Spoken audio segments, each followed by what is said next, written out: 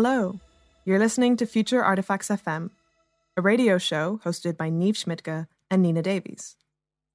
Earlier this year, several radio frequencies were discovered airing a collection of broadcasts.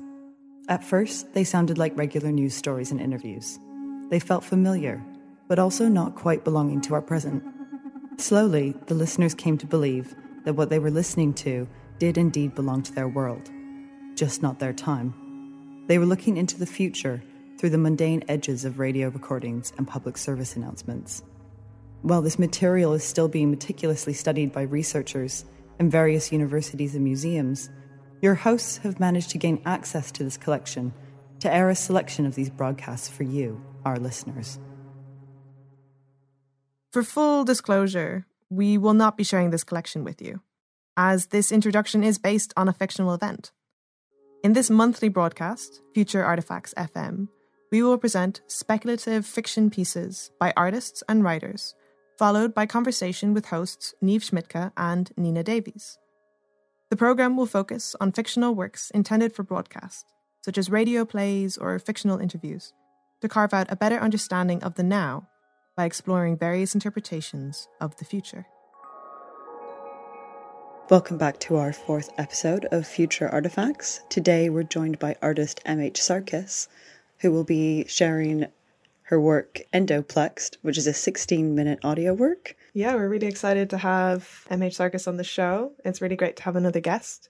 So a little bit of background. Through a blend of various mediums, including textiles, CGI, film, responsive robotics, and machine learning, MH Sarkis' work explores relational dynamics, female experience, and soft power within the frameworks of potential posthumanisms and techno-protopias.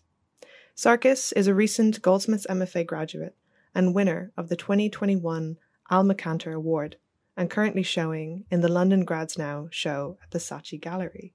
Very welcome on the show. Thank you, Niamh. Thanks, Nina, for having me. Oh, we're really excited to have you.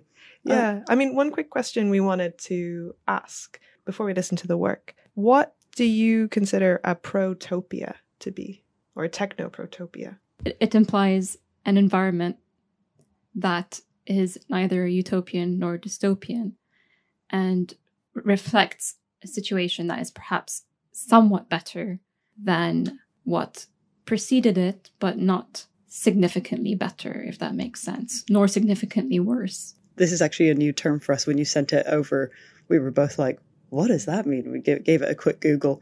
And it's interesting because we kind of, without knowing what the term meant, we've been talking about that a bit on the show in previous episodes. Mm-hmm. Yeah, because there is that, a utopia and dystopia, they're kind of opposite ends of the spectrum. I think one thing kind of we've been talking about is like this mundaneness of the future and it not having to be kind of this very splashy thing of everything is horrible or everything is amazing. It's like, well, what's happening in between, which a prototopia describes perfectly. Is there anything else you'd like us to know about the work before we listen to it? Well, I like to call it a soundscape. I think it's quite a jazzy term, and it doesn't really imply that it's necessarily musical nor narrative. It just sort of creates a atmosphere that I like to think envelops the viewer, the listener. We really recommend listening to MH Sarkis' piece through headphones or earphones, as there are quite a lot of the clips within the piece are kind of surrounding and moving from one ear to another, and that really helps kind of envelop you in this sensory experience. Okay, so we'll listen to your work and be back in about 16 minutes. Enjoy. Great.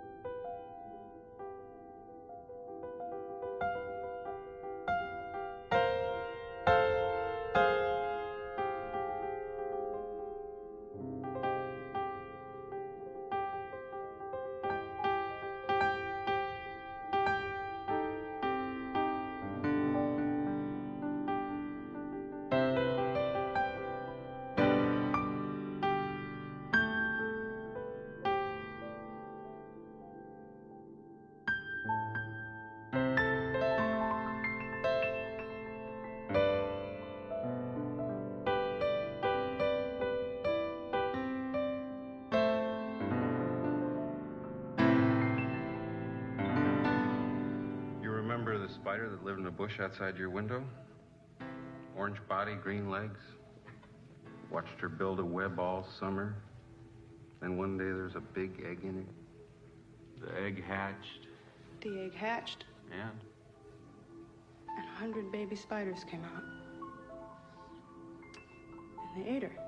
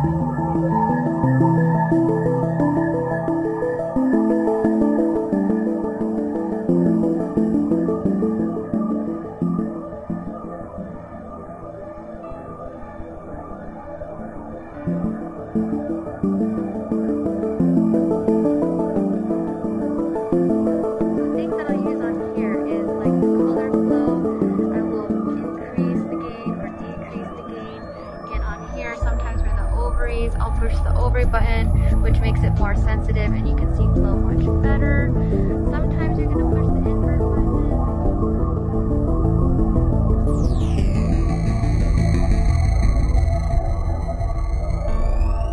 Changing your probe and your settings. So if I'm going to use the curve probe or the 15 or the 9.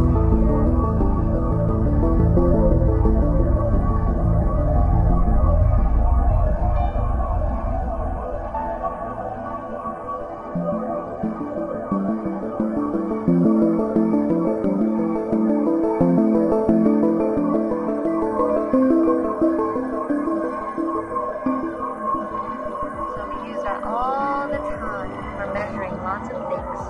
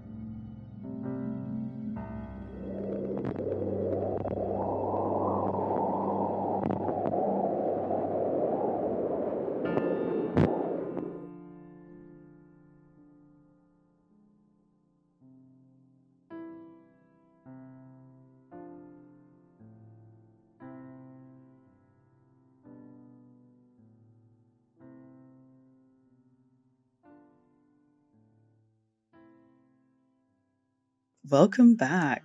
I hope you all enjoyed the beautiful sounds of MH Sarkis's work.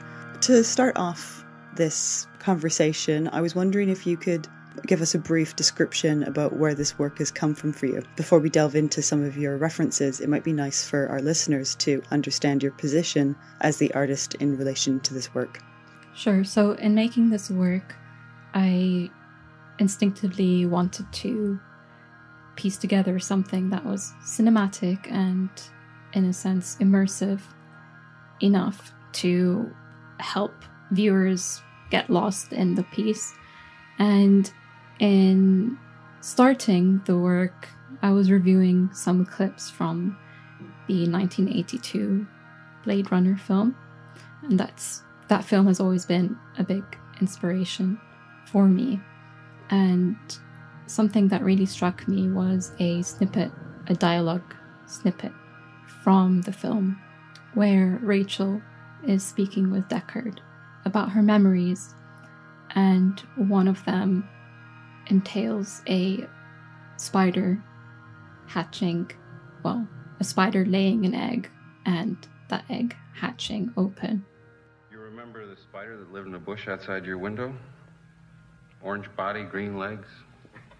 Watched her build a web all summer. Then one day there's a big egg in it. The egg hatched. The egg hatched, And 100 baby spiders came out. And they ate her. And there were hundreds of little babies that ended up eating the mother.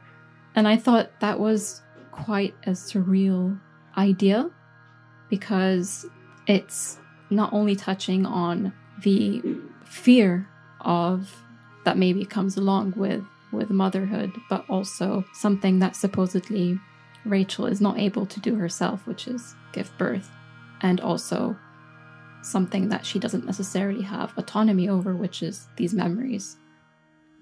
implants. Those aren't your memories. They're somebody else's. They're Tyrell's nieces. And these, just for people who aren't very aware, these memories are supposedly implanted into her, so they're not organic per se. Mm-hmm. It's a simulated memories. Mm-hmm. Yes. I mean, I wanted to talk to you about what I felt was the unease in the work, which when you start off with that quote of the process of giving birth or of laying eggs is also the process of being consumed, because the spider kind of, all of these baby spiders come out, but they come out from within her. Yeah. So in the process of giving life, she loses life. Yes. And what I found quite interesting as I was listening through the piece was that the work collages several audio clips together. In a way, the audio, it feels quite dystopic to me. I know we talked about prototopias, but it feels very dark, and it's fragments of a future that we're about to inherit. I'm wondering, was this process deliberate to create unease for the listener? You know what's funny is that I don't deliberately go into it thinking I want to create something that makes people feel ill at ease. All I really want is to immerse a listener in so that they, in a way, forget what is waiting outside for them externally. So I don't know if that answers your question. I mean, it wasn't intentional, but I guess it's part and parcel of some of the themes that are being explored in the piece. So fertility, and speaking of which, I know I mentioned that Rachel supposedly can't give birth, but at that stage in the story, we don't actually know for sure. So there is this, a set of unknowns that are still being dealt with in the narrative, even a near future per se. That's not to say that I think the near future is dystopic. As we're saying, it's I mean, judging by the way things have gone in the last century, it's more akin to, as we were saying, a protopia. I guess human history has shown that we have progressed and made at least slight improvements in what we were previously subjected to as on a whole. So I don't think it would necessarily be fair to say that we have a dystopia coming up, but something that is perhaps different to what we're used to or what we know, and that unknown can be quite scary in some ways. Mm-hmm. So the process of it being unknown is what makes it perhaps feel dystopic, even when it's not actually. Yes. Do you see something like IVF, which we'll probably come back to later unless we cover it all now? Do you see that as a sort of dystopia or protopia? I'm really interested to know what your thoughts on IVF as a sort of future. I think it holds a lot of positive possibilities just because it extends your window as a woman, and you're no longer bound by your body clock necessarily. However, when that then leads on to other kinds of reproductive technologies, I think that's where I feel there should be some caution, well, a lot of caution exercised, just because of the huge potential for commodification and abuse of these kinds of technologies. Skipping ahead a bit, I was wondering if this is sort of a critique of contemporary IVF practices, because kind of you sent us on a few references beforehand, kind of specifically about kind of the distinction of how IVF clinics will kind of create consent forms for women to know, should your eggs that you are donating or giving not be formed into embryos, what happens? And part of that is they might go into stem cell research, which is kind of highly controversial. Mm-hmm. In reading that research in conjunction with listening to this work, it just, I was wondering, do you feel like the work is kind of acting to kind of open out that kind of possible future, or do you feel it's a critique of kind of contemporary or present practices in IVF? Perhaps I'm inclined to say that it's both, really. I do think that when it comes to women being informed about what is going to happen with their eggs, I think that there needs to be obviously full disclosure, and that would be, I would say, the difference between organ donation and egg donation. There's been obviously so much more research when it comes to organ donation, and it comes from a much more altruistic standpoint in a way. Mm-hmm. And you also don't get paid for donating an organ. However, the whole term itself, egg donation, although it's called donation, women who donate their eggs, quote unquote donate their eggs, are actually getting paid for that. And that calls into question a whole other host of problems. The commodification of the female body, or the female reproductive system. Exactly. And I do think that bottom line is women always need to be at the center point of any sorts of reproductive discussions, if that makes sense. Mm-hmm. When Neve and I were talking earlier about your work, briefly talking about how it's really interesting that the word infertile or fertility is always linked to the feminine. Mm-hmm. And I can't remember why we started talking. I mean, obviously we were talking about it because of your work, but I think we were talking about a movie, weren't we? Yeah. So I don't know if you've seen the film Children of Men. It's a 2006 science fiction film, and the idea behind the film is that 18 years ago, babies stopped being born. And we are kind of, I guess in preparation for today, was just watching kind of a snippet of it. And part of it was talking about, why do you think women have become infertile? Mm-hmm. As opposed to kind of, I guess maybe a more contemporary understanding that, it's your partner as well. But oftentimes there is the sense of it being the fault of the woman. I mean, most recently, kind of the TV series Sex Education had their most recent season. And in it, one of the characters, she's going through fertility treatment. But you can see as the show progresses that she feels that weight, that it is her fault, mm-hmm. And that her partner does not want it. And the responsibility seems to be put entirely on her, as opposed to it being a relationship. Definitely. Yeah. That harks back to the historic connection that has been placed on women when it comes to fertility. If a woman didn't produce a male heir. It was pinned as the woman's fault, basically. So while that, as I say, that's an onus, it's also, I think, in a way, something that's unique to host basically another life form inside your own body. And I think that is, well, has potential maybe to be appropriated through a continued, perhaps, patriarchal nature of biomedical systems, in a way. Well, talking about fertility being, historically, like the idea of fertility or infertility being connected to the female, and also, I guess, questioning what the female or what the feminine is in the future of the word infertility or fertility. And I guess like that's something like IVF is challenging, like, I guess, the role of the woman within these systems. Mm-hmm. The woman is now something that's commodified.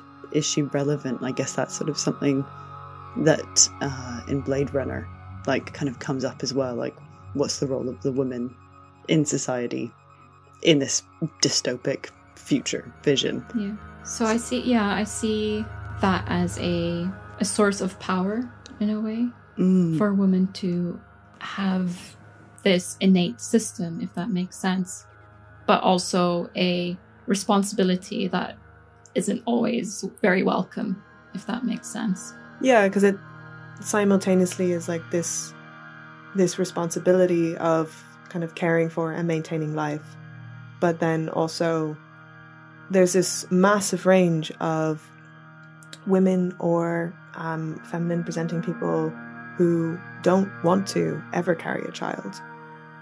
And then the kind of responsibility, I guess, of not carrying a child is then theirs, or it's kind of seen as singularly theirs. So kind of if a woman is in a relationship with a man, or just not if they're in a relationship where, two different sex organs, it's typically the woman's responsibility or the female presenting person's responsibility to stop reproduction from happening. But I think having that option in itself can be very powerful.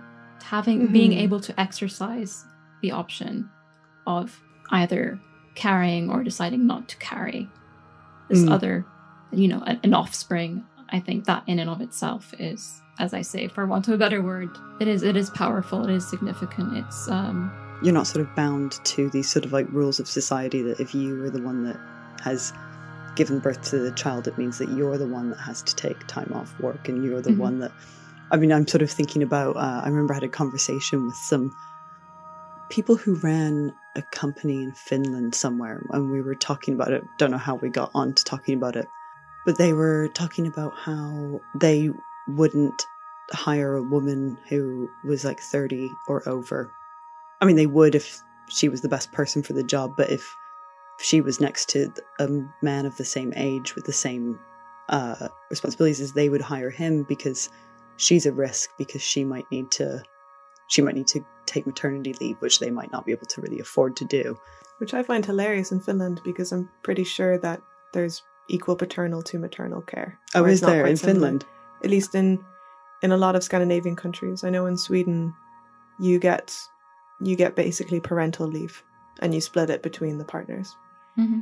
Yeah, because I have these like words just sort of like from this conversation ringing in my head, which I probably had like 7 years ago, and now that I am 30, I can't believe I'm saying this on the radio show. Like, I'm definitely thinking about it a lot more now. Like, without having a secure job, I do think about, like, would someone want to hire me if there was a man who was just as worthy of the job as I was. Mm-hmm. That's definitely a huge disadvantage that comes with being a woman, I guess. But at the same time, I find these two extremes really, really interesting. And when I say extremes, I mean the huge benefit to being able to create life and the huge downside to having that ability as well, which is, for example, the discrimination that you've just brought up. And I think these sorts of concepts carry a lot of weight because of these two very different I guess it kind of feels like the ability to carry a child is seen almost as a burden in contemporary society, or at least the ability that, or how it's going to conflict with a working life. Mm-hmm. They don't really compute because the idea of taking time off or taking time out or focusing on a form of care and a form of work that is typically unpaid is not seen as positive often. I think there can be a case, at least when you're younger and you're maybe not thinking about having children, or you haven't had a child, a lot of it is, oh, you're going to give up this and you're going to give up that. But often when you speak with new parents, they're like, I've gained so much. And that side isn't the side that is focused on so much when you're beforehand. Yeah. And I really wonder how things are going to develop now that the pandemic and lockdown has radically changed the way that we work. We have a lot more people working from home than ever before, and I think that would definitely open up a lot more doors when it comes to childcare or parenthood. Parenthood, that's it. Yeah, definitely. I mean, I was sort of wondering whether during lockdown, whether there was going to be another. I mean, I think I'm not the only one who saw this. I think this is the thing, but whether there's going to be another baby boom, because everyone's kind of at home, got nothing to do, may as well have a baby. Yeah, but I guess I've also heard a lot of stories of young parents where, because you are at home, there's almost a return back to more patriarchal or kind of like a 1950s housewife kind of mentality. Okay.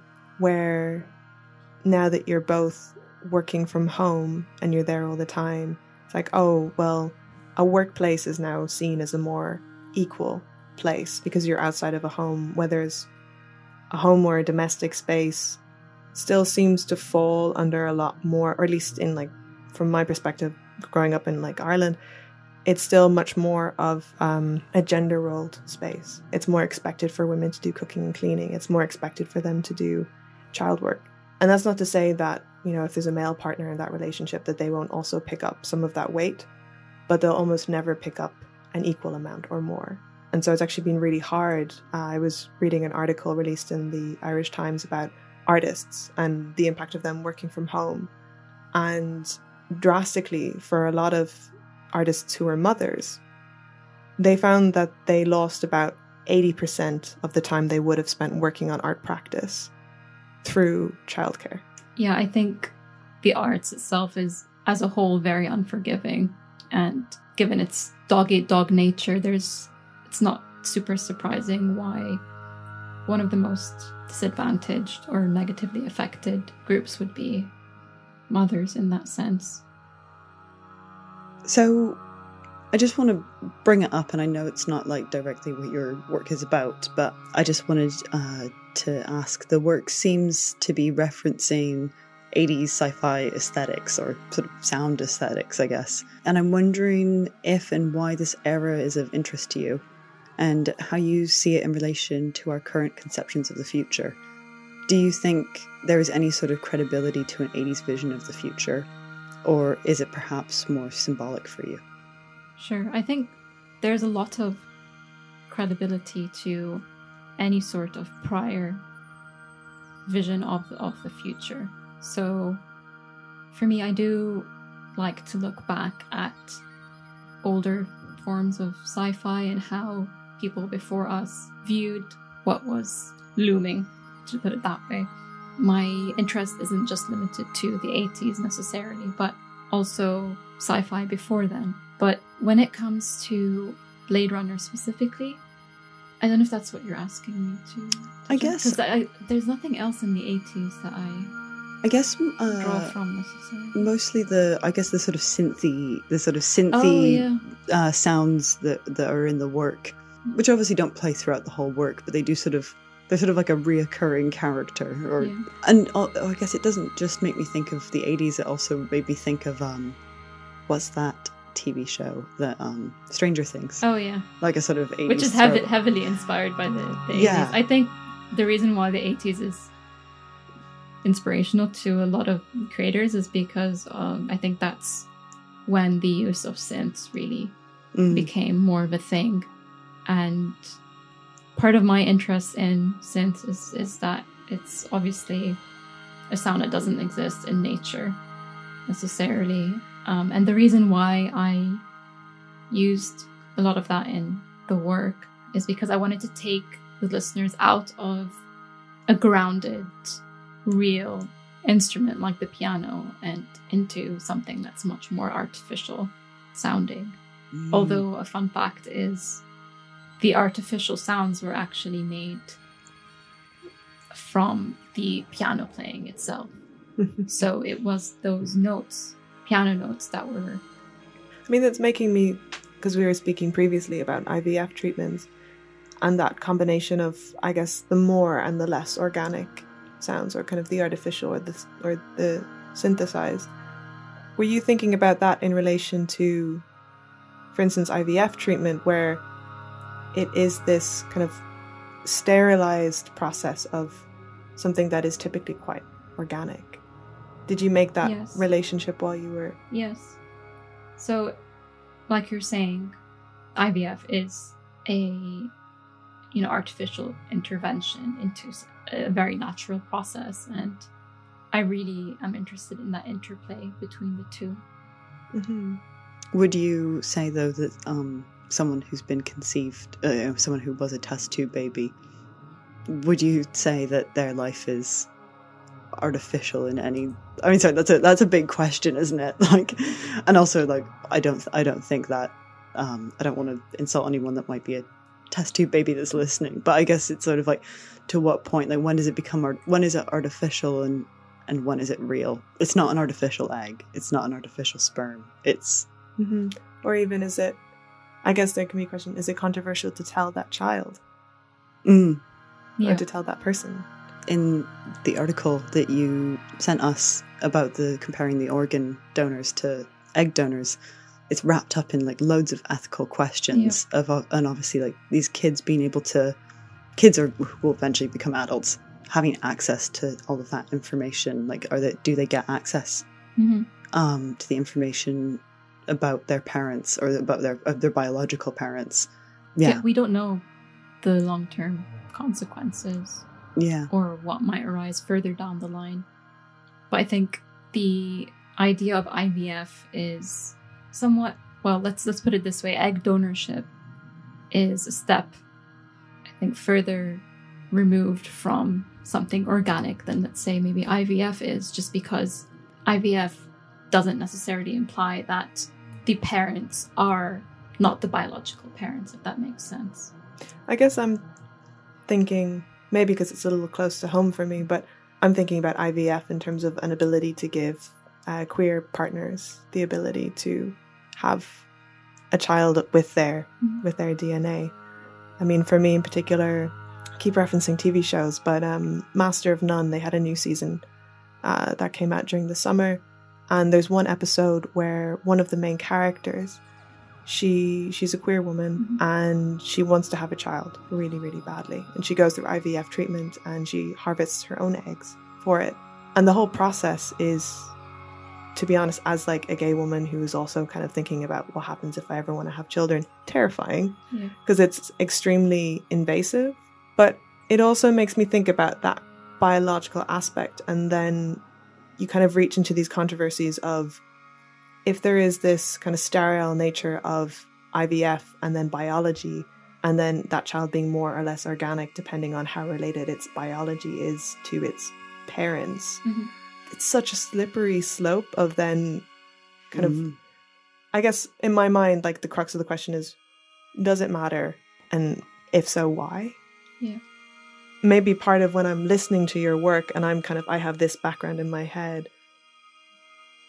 I can't help but be kind of caught in like this dystopia or this like question of, I don't know if this is really the world I want to go forward in. Like, I don't want to be consumed by my eggs, and I don't want to hear kind of a baby's wail, but I don't know if I'm painting quite like a fragmented image of the piece here, though.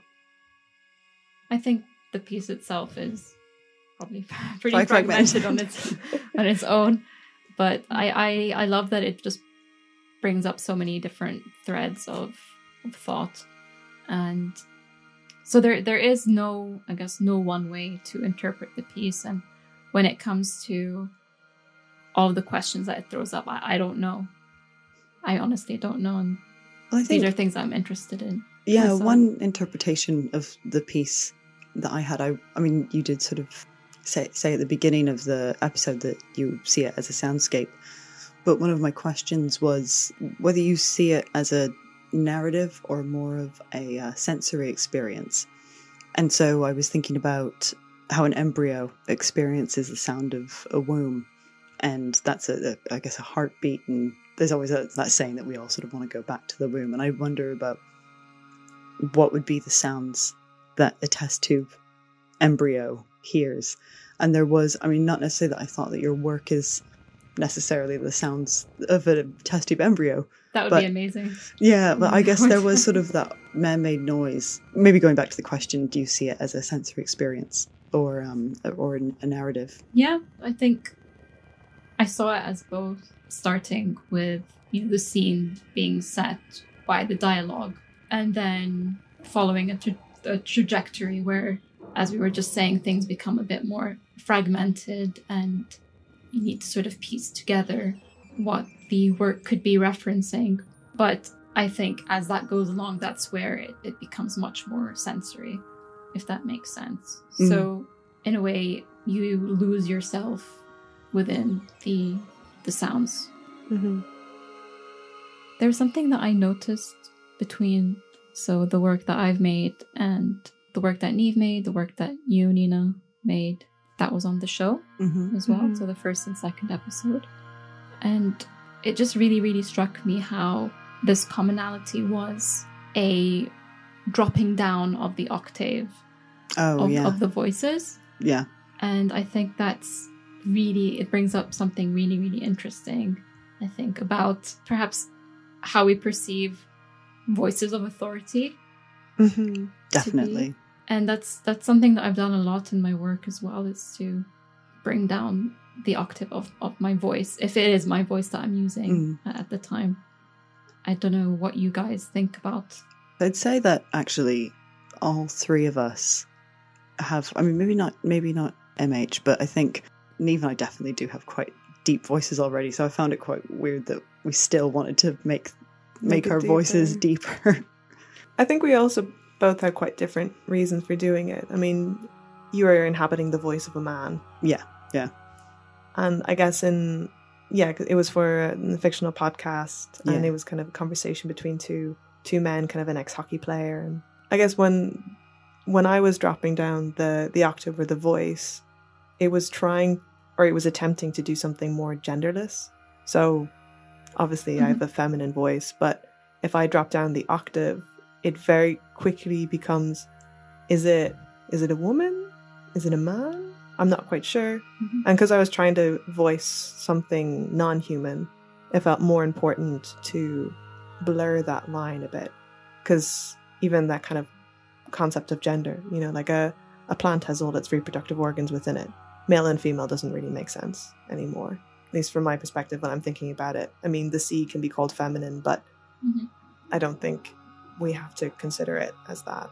It feels a little restrictive to me. But I don't know how successful that octave change was. I definitely saw the blurring of lines as the blurring of what is organic and what is perhaps artificially made. And I think that's also where my interest lies. But also when it comes to dropping that octave down, it is to, I think, get people or listeners or viewers of whatever the piece is to take the work more seriously. It makes me think about, because for want of a better reference, how Margaret Thatcher had to go through voice training to bring her voice down for that exact reason, i.e. to be taken more seriously and more as an authority figure. Isn't it? It's the same on like the tube, the mind the gap between the train and the platform is a man, and the other announcements are a woman. So it's like when it's something really important, it's a man's voice, and it's a woman's voice when it's like a light here for. That's a good point. I actually never noticed that. I'm also wondering as well, even in general, kind of lower octaves of things taken more seriously, or like I'm thinking about your work as like the kind of the synth sounds in it are, I wouldn't say high pitched, but I wouldn't say low pitched. Whereas the section where it appears like a woman is crying or wailing, it kind of distorts and it breaks and it goes deeper.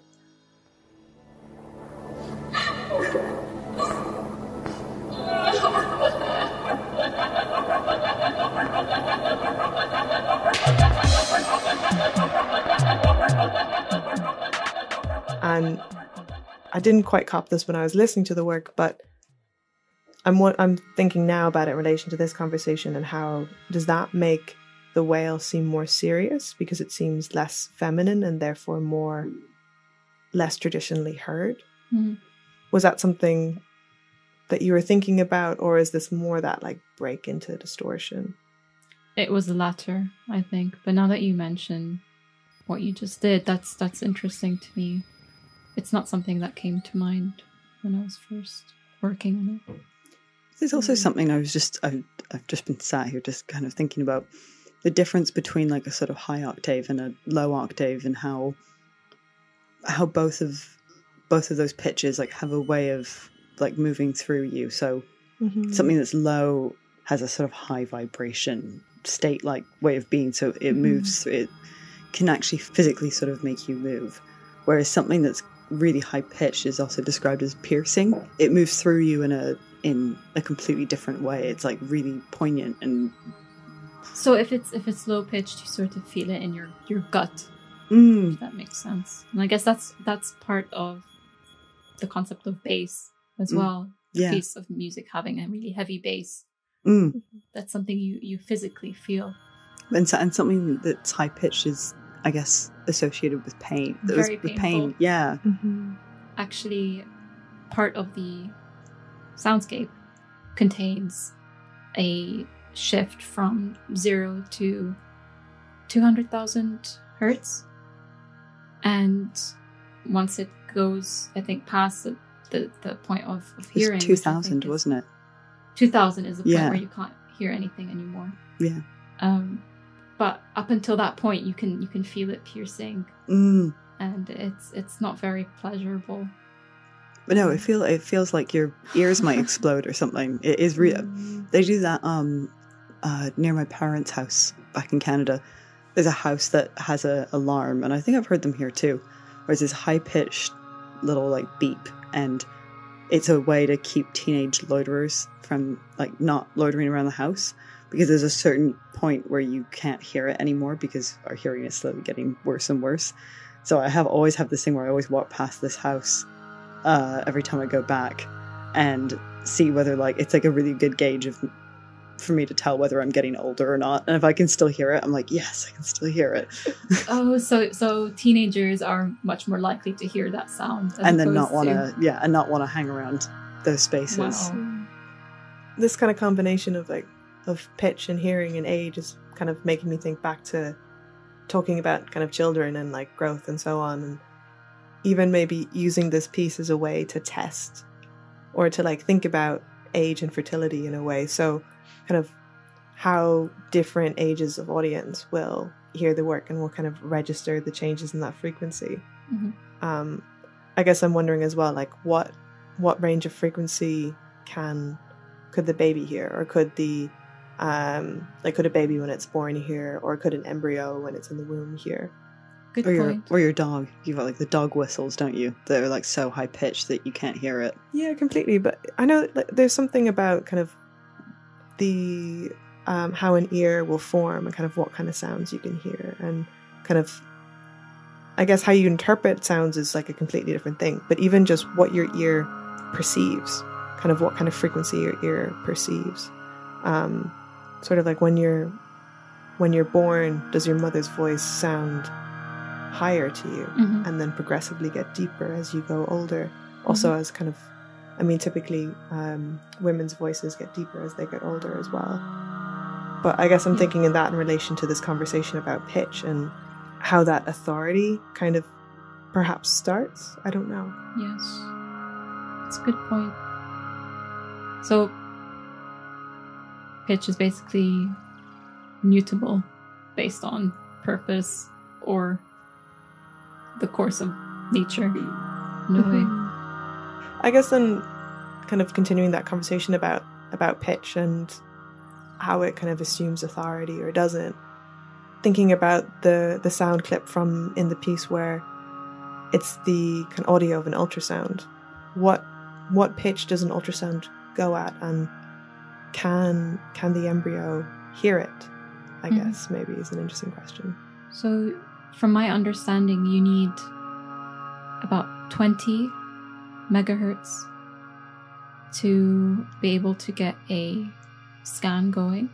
And I think the what you hear towards the end of the audio piece is the embryo as it goes along through its different stages.